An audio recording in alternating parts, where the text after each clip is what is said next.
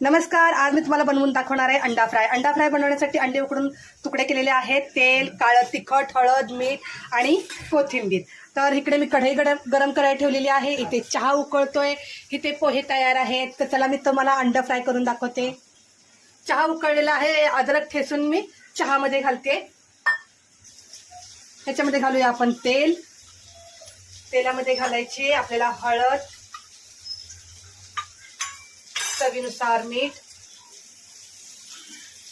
आणि काळं तिखट. काळं तिखट मी टाकते 1 ते 2 चम्मच. आता हा मसाला मी फ्राय करून घेते. मसाला बघा मस्त फ्राय झालाय. ह्याच्यामध्ये घालूया आपण उकडलेली अंडी. आता आपण या मसाल्यामध्ये अंडा फ्राय करून घेऊया एकदम साध्या सोप्या पद्धतीने.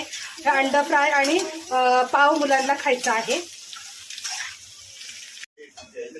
आहे का? हे झालं आपलं अंडा फ्राय तयार. आता मी प्लेटमध्ये काढून घेते. अंडा फ्राय सोबत पाव पण आहेत. त्याच्यावर घालूया कच्ची कोथिंबीर. हे झालं अंडा फ्राय तयार.